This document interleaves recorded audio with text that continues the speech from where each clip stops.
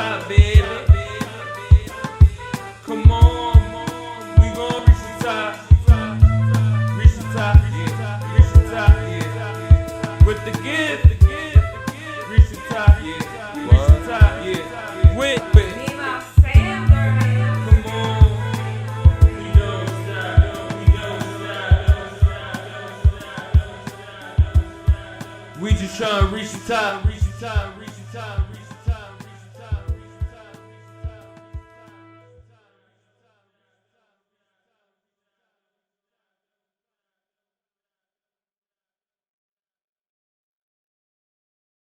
Nah. That's the point. That's the point. That's the point. We trying, touch all bases. So, which episode from Life After the Bars you felt was most interesting to you? Excuse me.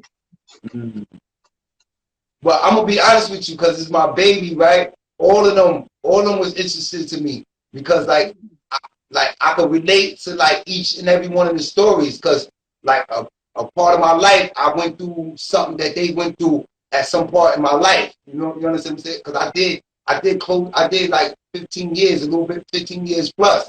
So like been everywhere, and then like I had a rough upbringing, as far as in the streets and stuff like that. So, but if I had to pick one, and this may sound biased, I would have to pick my episode where I was being interviewed because I was really scared. I didn't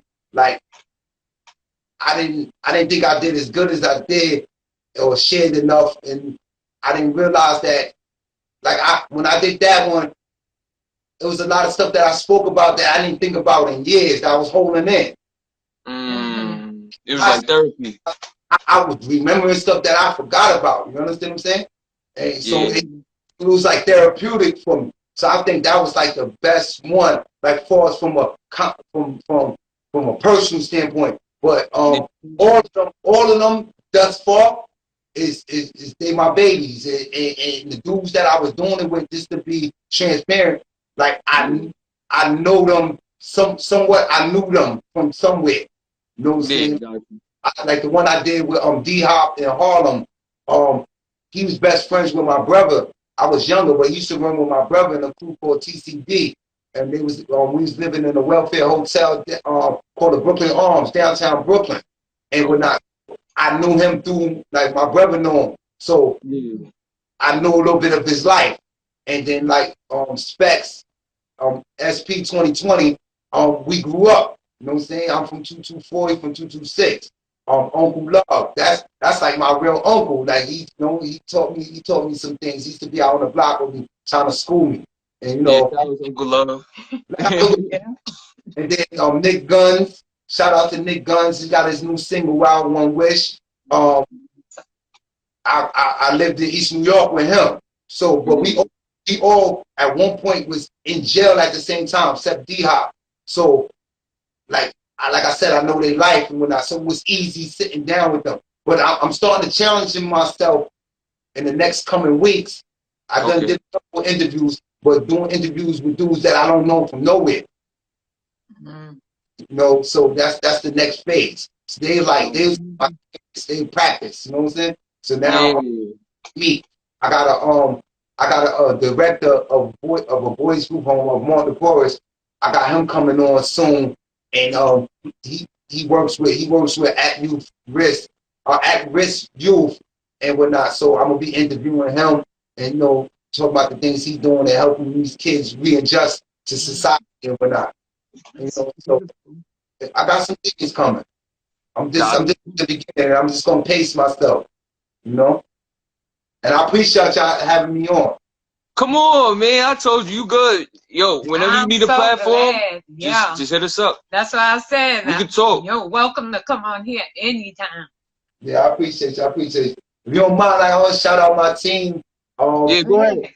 Narrator, A Boogie, JB, Jitterbug. Hey, JB. What's up? You know what I'm saying?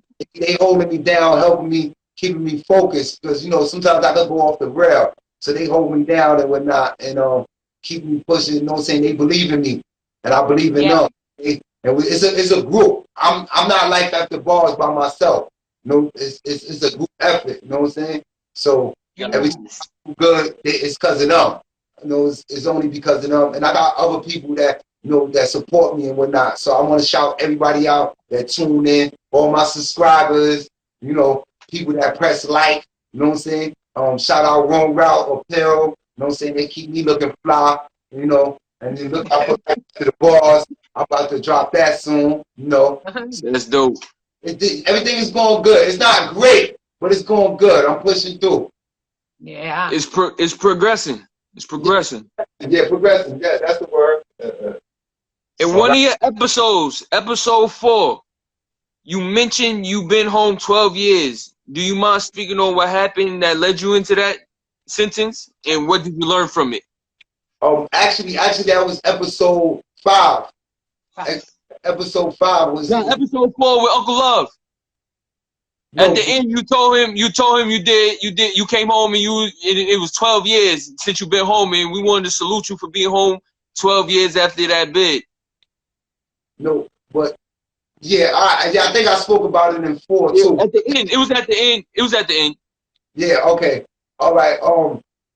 Well, actually, I did 5 years for assault right on Linden, and I ended up doing the whole 5 years. And on the day that I got released, actually I got released October 25th, 2008. But on my release date, I got rearrested and sent to the local county jail because I was in the box. And they they just said I assaulted staff and I had a weapon and whatnot, but they set me up. So I was rearrested and took it to the county jail, and they gave me a $10,000 bail. You know what I'm saying? So one of my mentors, a guy named Brother Philip Lafrano, he was the old director of the boys' home that I used to be in. He bailed me out. So I actually came home on November 2nd. Okay. Of 2008. So I didn't get home until like 12 midnight. So when I woke up the next day, it was election day. And that was the day the first black president. So I was hyped. I'm like, the black man's the president. I just come home. I felt like we can't front. That was inspirational, though. We can't front. But everybody, that was inspirational. Definitely for me. Until years start going by, I'm like, it's the same old thing. But I was really hyped. You know what I'm saying? And I'm gonna be honest with you. It's been a long 12 years. 12 years plus now. It's been long. It's been ups and downs, It's been ups and downs. But it's been some good highlights, you know what I'm saying? Like, because, you got to think, when I came home, my oldest son was like 8 years old. I was gone for 5 years. So he was like 8 when I came home. Yeah, he was like 8 when I came home. So it was acting with him and whatnot. So I had to go through that whole thing and get my life back, because I came home with nothing once again. This is my 3rd bid. This is the last one I did, was the 3rd time I was up north. So I came home and started over again. So I made in my mind that I'm not going to keep starting over. I'd rather stay out here on my worst day than to be in there on my best day. You know what I'm saying? So, it's been ups and downs, but then, I had 2 more sons, Clinton and Ray, so that's the highlights, you know what I'm saying? And, it's progressing, it's going up, you know what I'm saying? Everything is going up, you know what I'm saying? I owe that to God. I've been out here, and, I finished my parole in 2013. And, I just now got my right to vote back. So can we get a like? Can we get spam up the likes for him? You said you was on probation since 2013? No, parole. I got off. Parole. Parole. I got off. Oh, you got congratulations, bro. Then I have 5 years post release. But post release, all that is parole. So when I came out in 2008, I got off in 2000. I got off in 2013 without catching a new case or getting violated. It was rough, but I made it through. Like, I had a little scabs, but I made it through. But that's because I decided to myself that I was going to do the minimum. I'm going to do what I got to do, to survive, do the minimum. Cause jail is for suckers. You know, and I got tired of getting tricked out of my spot.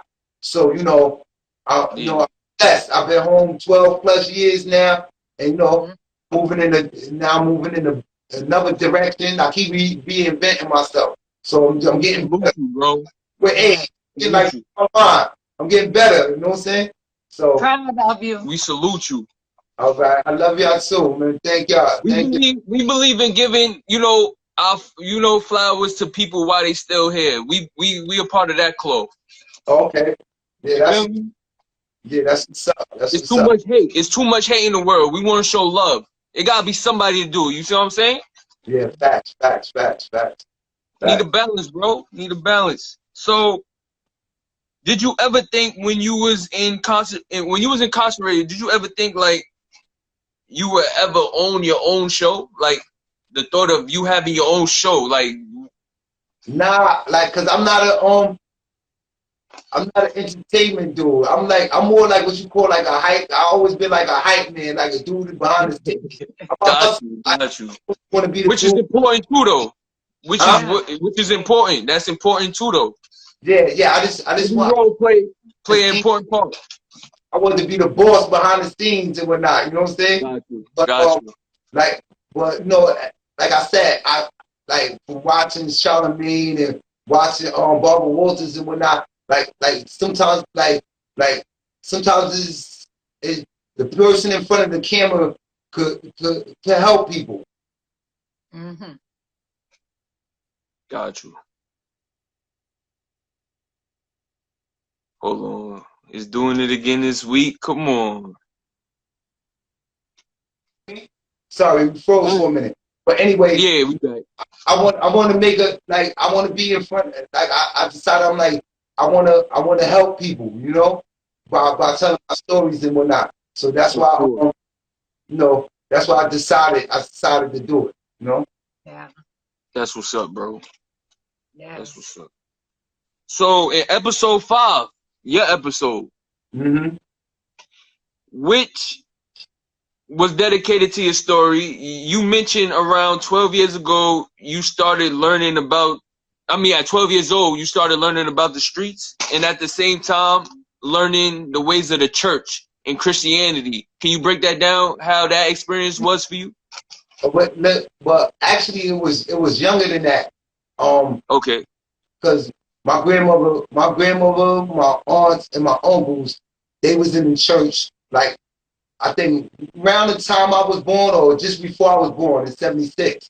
So I used to go to, as I was coming up. I remember going to church every Sunday. They used to come to my mother's house and get us in the church van. You know what I'm saying? They pastors used to come and get us. So I grew up in the church first, you know. But when I get home from church, it's the streets. You know what I'm saying? So all that stuff they was talking to church, I didn't see that on the street. Like they told my God, I didn't see God in people that was getting shot and using drugs. I didn't see that. You know what I'm saying? I see people making money, and back then, pimps was still like the big boys of the hood. So you see them with their Eldorados and their Cadillacs. Everybody wanted to have a Cadillac. So I was young and seeing that. You know what I'm saying? And like I said, the weed spot was underneath my house. So I'm seeing all this weed, and it was in my house. They used to be in my house smoking weed. You know what I'm saying? Doing dope and all that. Yeah. So that's what I was seeing, like 6 days a week, really 7 days, because when I go to church for a couple hours, come home and see that. So come over same stuff, yeah. And older, like, you know what I'm saying, it was like a four. But I still, even to this day, I go to church every Sunday. I haven't been going because of the pandemic, but I always go to church.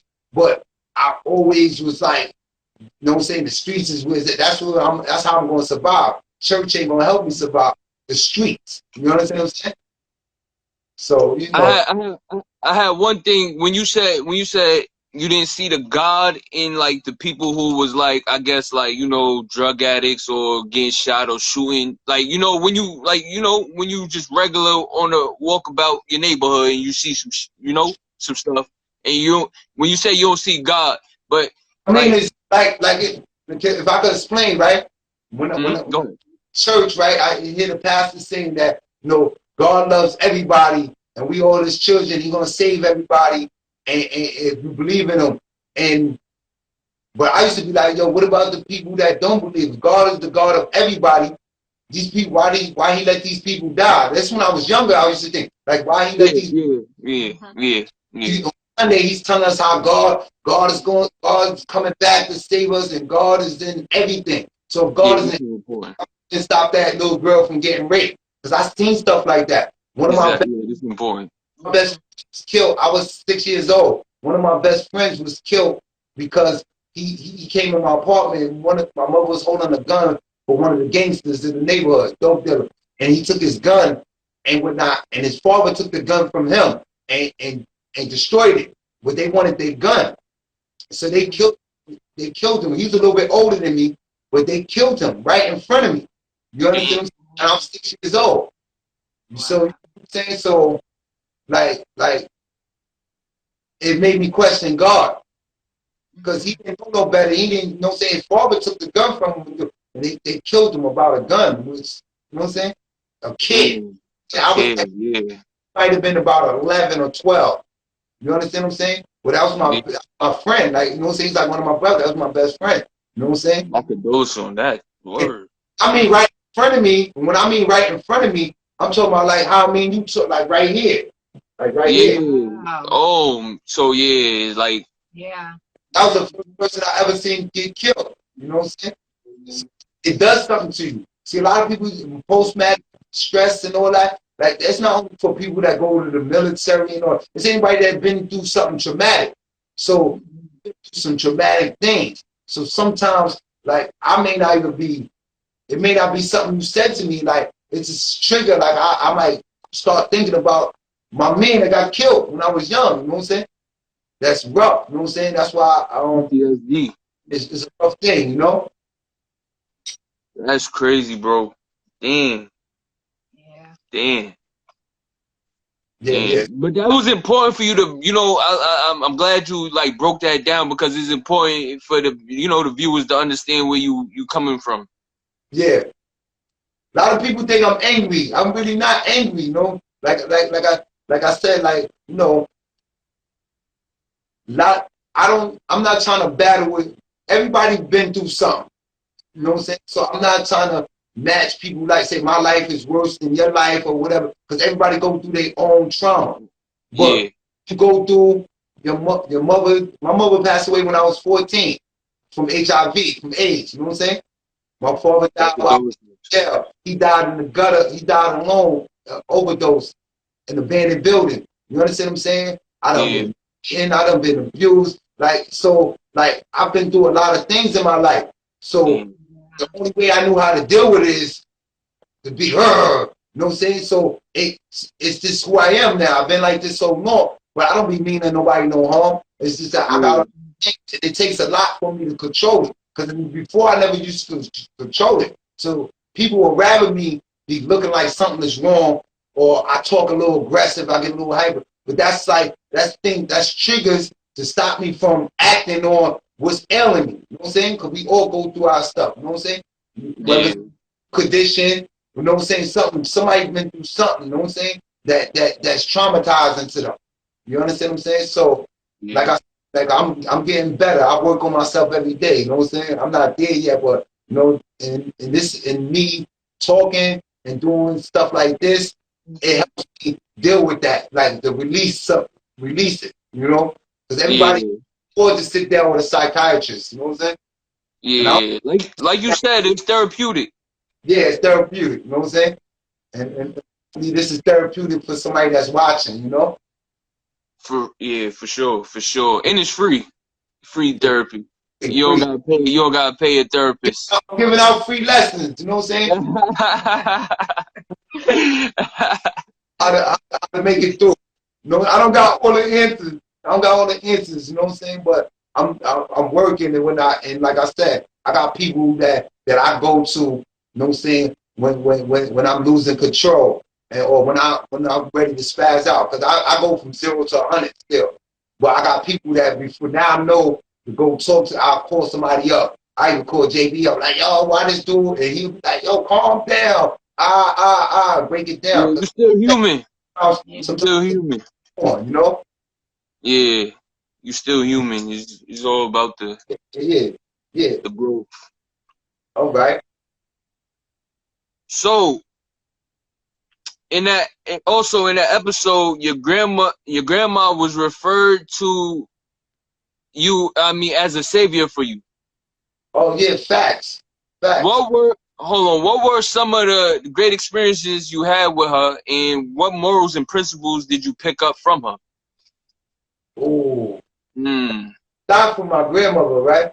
Like, first of all, I'm gonna say rest in peace to my grams. Rest in peace. Rest in peace. Rest in peace. My grandmother, first of all, she saved my life. You know, I was born with dope in my system, and a lot of dope babies don't make it. And they said I wasn't gonna make it, but my grandma was a nurse, and against the rules and everything, she gonna get locked up, all that. She took me home. She nursed me to health. You know what I'm saying?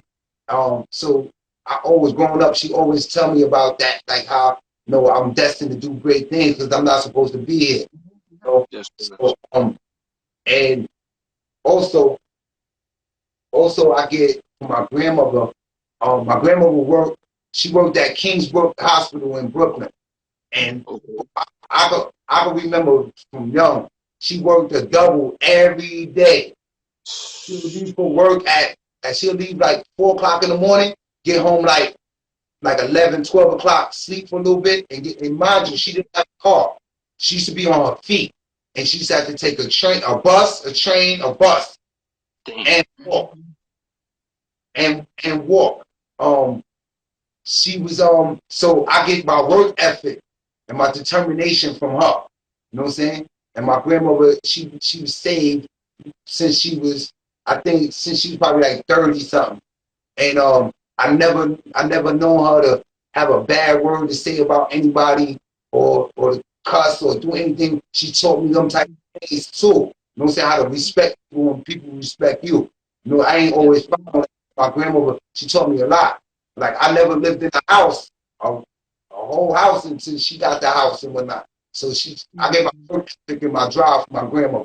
You know what I'm saying? I owe her a lot. Actually, I owe her my whole life, you know? So, you know, I'm gonna miss her. She was good people. You know what I'm saying? She was good people. Yes. I had to bring that up because, like, I wanted, the people to understand, who was there for you, like, at your roughest moments in I watched all your episodes. My grandmother used to come, like, when I was young, when I was first started getting in trouble, when I was first catching, like, my youth cases, my grandmother used to leave from her job. Mind you, she was working all day. She used to leave from her job. She got tired of she's like, I ain't coming no more. But she used to leave from work in her uniform and come get me from the precinct and take me home. You know what I'm saying? And when she used to cuss me, well, church home. She used to rebuke me all the way home, telling me Bible verses and all that, all the way home on the train to the bus, all that. You know what I'm saying? My grandma was good people. You know what I'm saying? Like God for her. You know what I'm saying? Yes, sir. Yes, sir. Hold on. The people we have. They said R.I.P. R.I.P. They're showing love. They're showing love, and Alicia said you was meant to be here. Oh, thank you, Alicia. That means Blackie. How you doing? That's my girl. Blackie, shout out. Yeah. Yeah.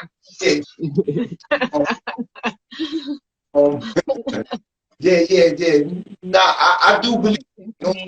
It's hard. Like you going through stuff, you be like, man, why I'm here? But like my grandma used to always remind me that I'm here for a purpose. Even the dark times, the bad times, even when I make a mistake or I do something right. So definitely shout out to her. I can't. There's nothing I could say that could saying the love and affection I got for her and the thing. Yes, sir.